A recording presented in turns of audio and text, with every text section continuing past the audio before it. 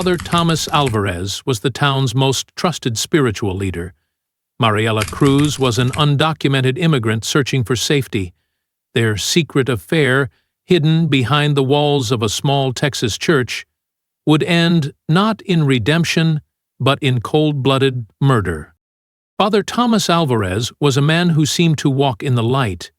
In the small Texas border town of San Felipe, he was not just a priest, he was a symbol of stability, morality, and guidance.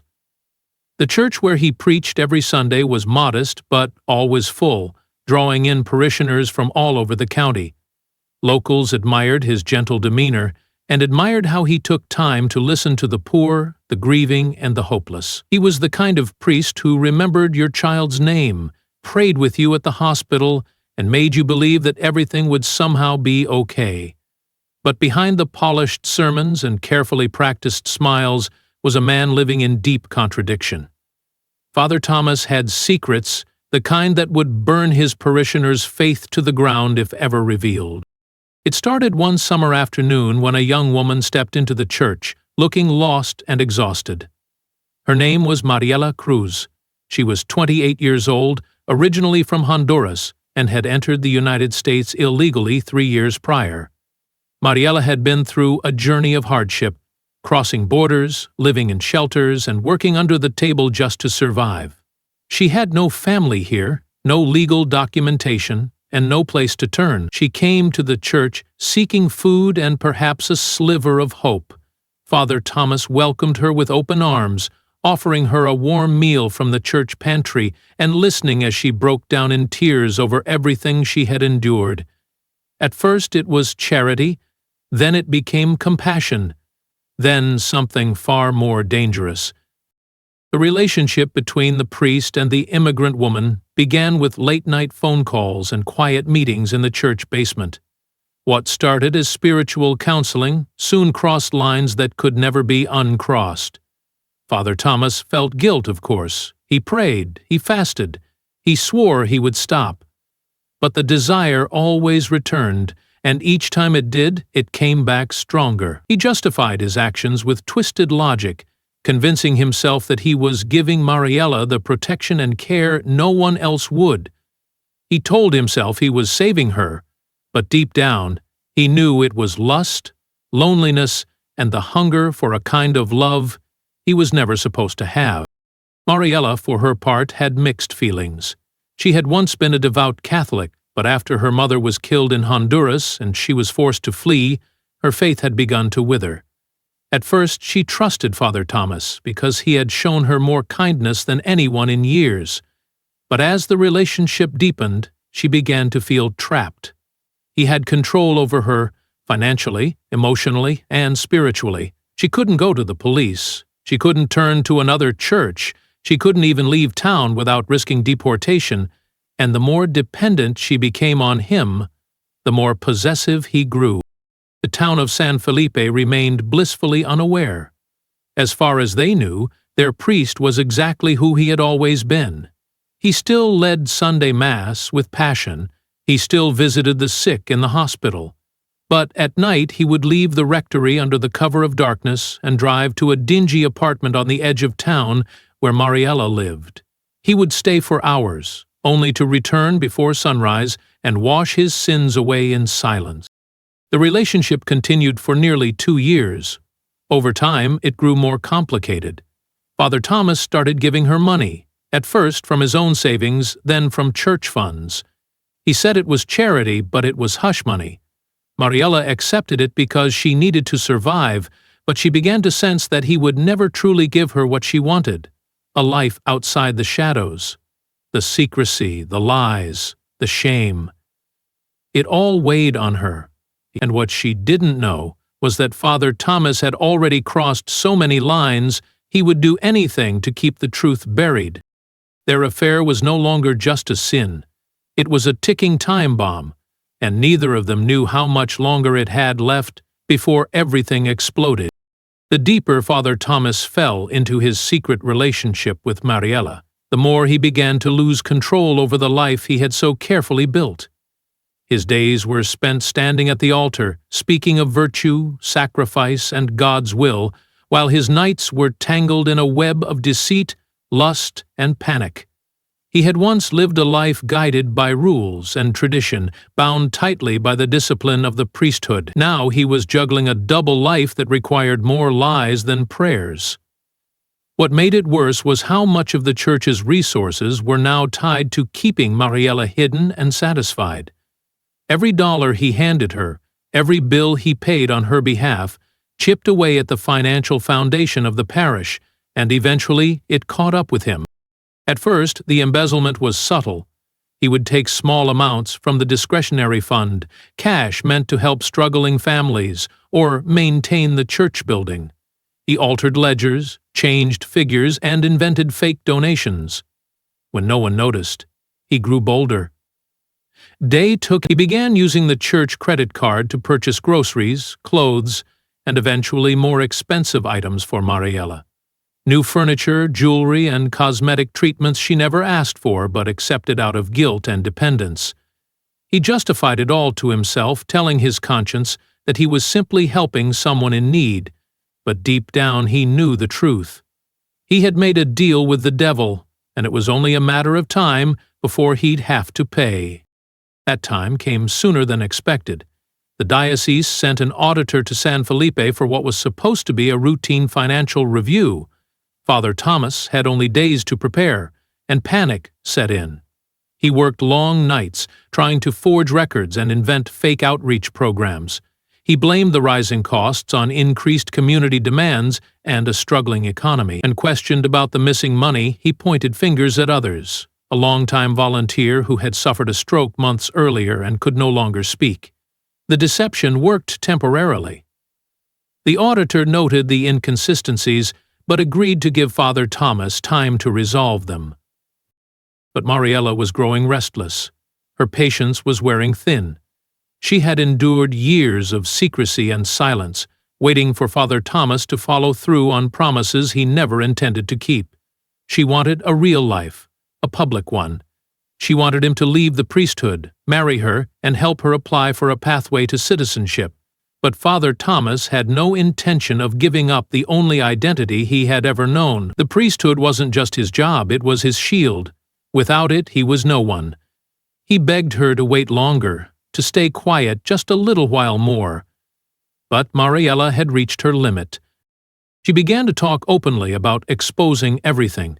She threatened to go to the media, the bishop, and even the immigration authorities. She said she would bring down the entire church, if that's what it took to get her life back. She had nothing to lose, no family, no status, no security. But he had everything to lose, his position, his reputation, his freedom. And it was in that moment, not in prayer, not in confession, that Father Thomas made his final decision. He convinced himself that he had to silence her. Not just to protect the church, not even to protect himself, but because he believed she had become a danger to them both. He started laying the groundwork quietly. He distanced himself from her in public, but continued to see her in secret. He acted calm, even loving, but inside he was planning how to make the threat disappear. He knew how to manipulate trust, how to use faith to disarm. After all, he had been doing it for years, and Mariela, worn down and emotionally exhausted, never saw the danger that was slowly closing in around her. By the time she realized how far he was willing to go, it was already too late. The lines between love, control, and fear had become so blurred that even she didn't know if she was safe anymore. Father Thomas had made his choice, and once that line was crossed, there was no coming back. Mariela Cruz vanished on a hot, suffocating July night, the kind of night when the air hangs heavy and time feels slower. Her disappearance didn't immediately raise alarm because that was the kind of life she lived, on the margins, unnoticed, unprotected. She had finished her evening shift cleaning rooms at the Borderlight Motel, a low-end place just outside of town that mostly hosted travelers, truckers, and people who didn't want to be found. Her co-workers said she clocked out just after 10 p.m., but she never made it home. Her small one-bedroom apartment still had the lights on. Her purse was sitting on the counter. Her cell phone was charging. Her keys were in the bowl by the door.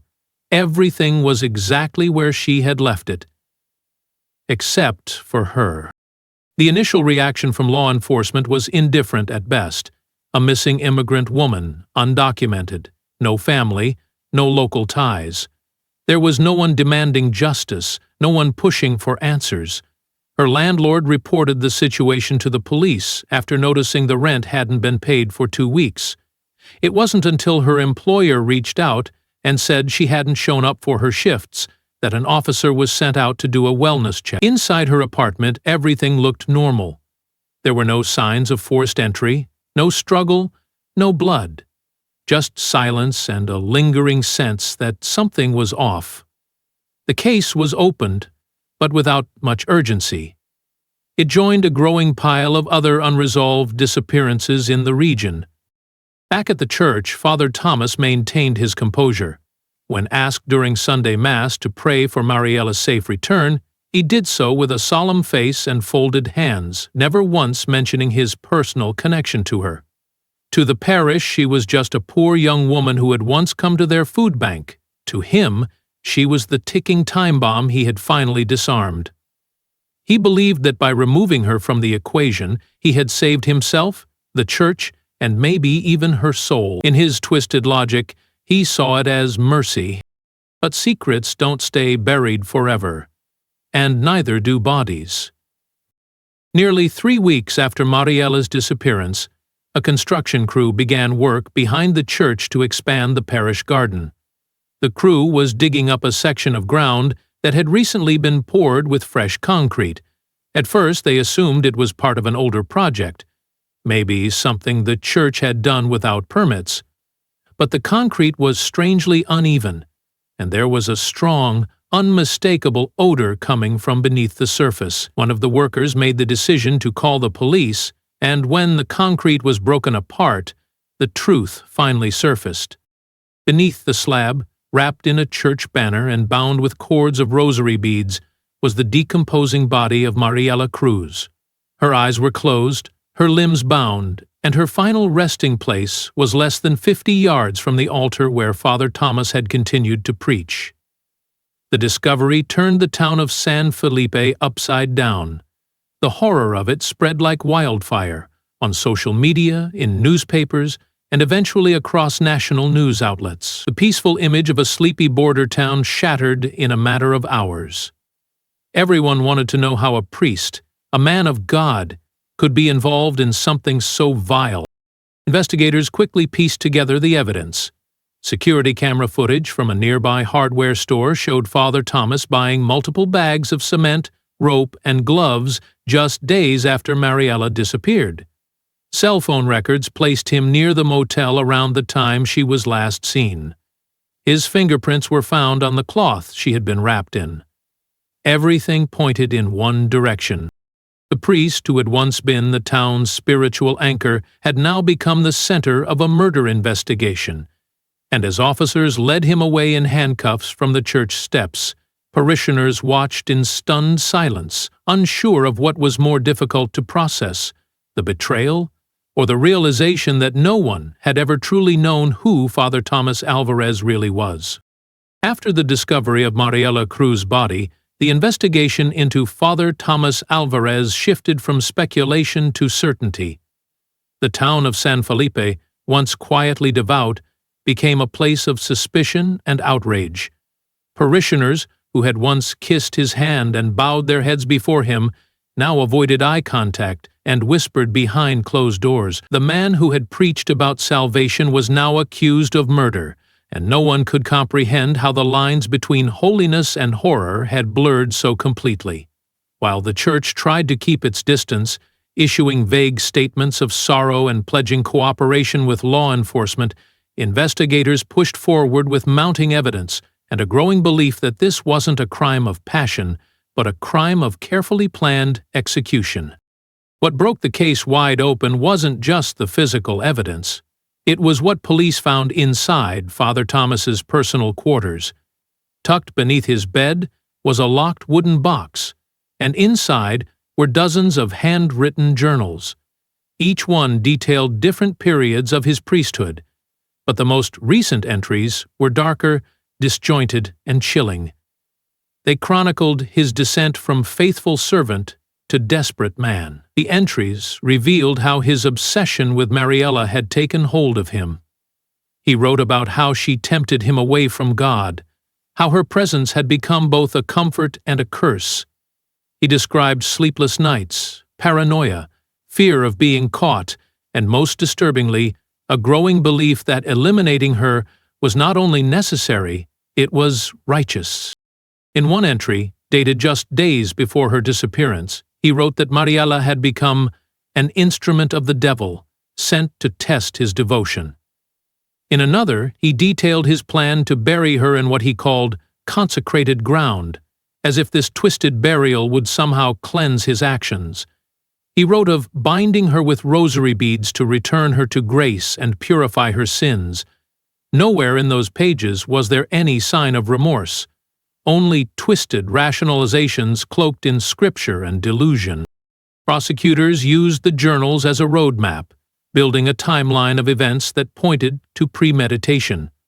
They argued that Father Thomas had manipulated Mariela emotionally and financially for years, and when she finally tried to escape his control, he silenced her. The autopsy revealed that Mariela had been strangled to death and that there were no signs of defensive wounds, suggesting she may have trusted him until the very end. The final betrayal was as quiet as it was brutal. Father Thomas initially denied everything. He claimed he had no idea how Mariela ended up behind the church and insisted he had last seen her weeks before she went missing. But confronted with the physical evidence, the receipts, the surveillance footage, and his own handwriting, his story began to crumble. During one late-night interrogation, after more than 6 hours of silence and evasion, he finally confessed. But even in confession, he avoided calling it murder. He said it was a spiritual release, an act of mercy meant to free them both from the torment they had created together. He claimed he was protecting her from deportation, from a life of fear and poverty, and protecting the church from scandal. He insisted that what he had done was guided by divine impulse. His legal team tried to build an insanity defense, arguing that Father Thomas had lost his grip on reality and was no longer capable of understanding right from wrong. But psychiatric evaluations revealed something far more disturbing. He was fully aware of his actions, fully aware of the consequences, and fully convinced that he had made the right choice. He did not plead insanity, he pled not guilty. The trial loomed, and the town braced for impact. The prosecution prepared to put the full horror on display. The defense worked to soften his image. But no one could ignore the central fact that a woman had been killed and buried in the shadow of a church by the very man sworn to protect her. What was once hidden in darkness was now being dragged into the light, and the truth was uglier than anyone had ever imagined. The trial of Father Thomas Alvarez began under intense media scrutiny. The small courthouse in San Felipe was surrounded by reporters, protesters, and onlookers every day, drawn to the sensational and horrifying story of a beloved priest accused of murdering his secret lover and burying her behind his own church. It was a story that shattered expectations and crossed boundaries, faith, morality, and justice, all colliding in a case that seemed pulled from a nightmare. Inside the courtroom, the atmosphere was cold and tense, as the prosecution laid out its case with brutal precision. The opening arguments left no room for doubt.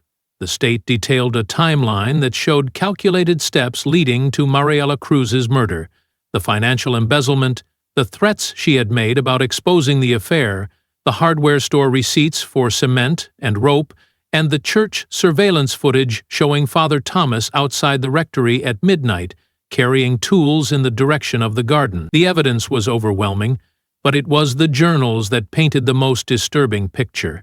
When the prosecution read excerpts aloud, the courtroom sat in stunned silence. Words like spiritual release and divine mercy echoed off the walls, spoken by a man who had once been trusted to absolve sins, not commit them. The defense tried to push back, attempting to reframe Father Thomas as a deeply tormented man who had lost his way, not a monster, but a broken figure trapped between his vows and his desires. They brought in psychological experts to argue that the pressures of the priesthood, isolation, and emotional instability had clouded his judgment. They claimed that he had not planned the murder, that it was an impulsive act driven by fear, not hatred. But the jury was unmoved. Every time his defense spoke of inner turmoil or spiritual confusion, the prosecution returned to the cold facts. Mariela was dead, buried in sacred ground, bound in symbols of the very faith that was supposed to protect her. During the proceedings, members of the parish filled the gallery, many of them still unable to accept the truth. Some wept openly, others looked away, ashamed of having once admired the man now sitting stone-faced in a suit that hung loose on his frame. For days, the courtroom became a theater of grief and disbelief, where each piece of evidence not only condemned a killer but also exposed how trust can be weaponized when hidden behind authority. When it came time for sentencing, the judge didn't hesitate. The jury found Father Thomas Alvarez guilty of first-degree murder, financial fraud, and abuse of clerical authority. He was sentenced to life in prison without the possibility of parole. There was no applause in the courtroom, no cheers of victory, just silence, a long, heavy silence that said more than any words could. The man who had once stood at the altar now stood behind bars, stripped of his collar, his church, and his illusion of holiness. In the months that followed, the diocese released a statement condemning his actions and pledging reforms to prevent such abuses of power. A new priest was sent to San Felipe, though the congregation remained fractured. Some left the church entirely, others stayed, hoping to rebuild something from the wreckage. Mariela Cruz was buried in a quiet cemetery just outside town. A few parishioners came to the service. No family could attend, her relatives were still in Honduras. But her name was finally spoken aloud in prayer, not as a secret or a scandal, but as a life lost too soon. Years later, people in San Felipe still talk about what happened, not just as a crime, but as a warning. It reminded them that evil doesn't always come with a weapon or a threat. Sometimes it comes with a kind face, a kind voice, and a title that makes you think it's incapable of harm. And for Mariela, a woman who had come to America seeking protection, it was faith itself that betrayed her in the most unimaginable way.